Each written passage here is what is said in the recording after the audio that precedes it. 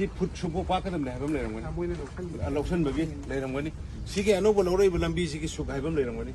ꯀꯔꯤꯅꯣ ꯑꯗꯩꯗ ꯃꯌꯥꯏꯗ ꯂꯩꯗꯣꯏꯗꯣ ꯑꯗꯨ ꯌꯥꯔꯣꯏꯗ ꯄꯣꯠꯅꯦꯕ ꯑꯣ ꯑꯗꯣ ꯁꯤꯒ ꯀꯩꯅꯣꯁꯦ ꯑꯩꯅ ꯅꯣꯡꯃ ꯂꯥꯛꯆꯔꯝꯕꯗꯨ ꯅꯤꯌꯣꯝꯅ ꯌꯥꯗꯦꯕꯗꯣ ꯆꯤꯡꯁꯤ ꯄꯇꯥꯂꯣ ꯆꯤꯡ ꯌꯨꯝꯖꯥꯎ ꯃꯌꯥꯝꯁꯤ ꯄꯇꯥꯔꯥ ꯂꯩꯕ꯭ꯔꯥ ꯄꯇꯥ ꯀꯔꯤꯅꯣ ꯆꯤꯡ ꯊꯨꯒꯥꯏꯔꯒ ꯌꯨꯝ ꯁꯥꯕ ꯌꯥꯔꯤꯁꯦ ꯀꯅꯥꯅ ꯌꯥꯔꯤꯅꯣ ꯁꯦ ꯍꯥ ꯆꯤꯡꯁꯤ ꯊꯨꯒꯥꯏꯔꯒ ꯌꯨꯝ ꯁꯥꯕ ꯌꯥꯔꯤꯁꯦ ꯀꯅꯥꯅ ꯌꯥꯍꯜꯂꯤꯅꯣꯕ ꯁꯦ ꯑꯁꯤꯗ ꯌꯨꯝ ꯁꯥꯍꯜꯂꯤꯁꯦ ꯀꯩꯅꯣ ꯑꯁꯤ ꯀꯩꯒꯤꯅꯣ ꯁꯤꯗ ꯑꯁꯤꯗꯤ ꯂꯝꯕꯤ ꯁꯤ ꯂꯝꯕꯤ ꯆꯠꯂꯤꯉꯩꯗꯅ ꯒꯣꯔꯃꯦꯟꯒꯤ ꯂꯝꯕꯤ ꯑꯁꯣꯝꯗ ꯂꯝꯕꯤ ꯑꯃ ꯀꯛꯈ꯭ꯔꯦ ꯍꯥꯏꯔ ꯀꯥꯟꯗꯅ ꯈꯨꯗꯛꯇ ꯊꯣꯛꯂꯛꯏꯁꯦ ꯀꯔꯤꯅꯣꯕ ꯁꯦ ꯀꯔꯤꯅꯣ ꯅꯪꯅ ꯇꯧꯔꯤꯁꯤꯕꯣ ꯁꯤ ꯀꯔꯤꯅꯣ ꯁꯤꯕꯣ ꯆꯤꯡ ꯑꯁꯨꯛ ꯆꯥꯎꯕ ꯆꯤꯡꯁꯤ ꯊꯨꯒꯥꯏꯔꯦꯔꯒ ꯑꯁꯤ ꯌꯦꯡꯉꯨꯅꯦ ꯆꯤꯡ ꯑꯃ ꯂꯣꯏꯈ꯭ꯔꯦ ꯁꯤꯗ ꯆꯤꯡ ꯑꯃ ꯁꯤꯗ ꯄꯨꯔꯥ ꯂꯣꯏꯈ꯭ꯔꯦꯕ ꯑꯁꯤꯒꯤ ꯆꯤꯡꯁꯤ ꯇꯪꯈꯥꯏ ꯀꯣꯠꯊꯔꯒ ꯌꯨꯝ ꯁꯥꯔꯤꯕ ꯑꯁꯤꯕꯨ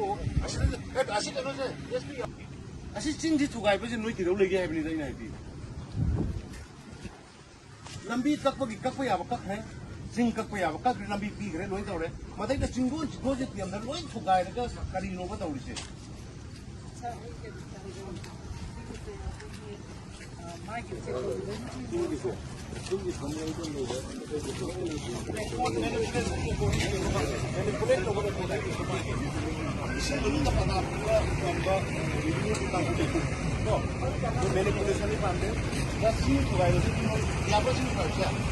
징지 바다로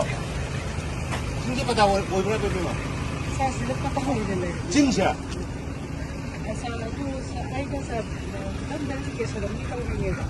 no 징지 바다 비보이들 리자 폴리스 के है उन्होंने पता बिगड़े लोग पत्थर लो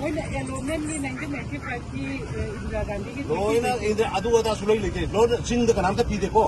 징द ले ले सोचो का नाम पी दे आईने याद में को तो खाए रखे दागनो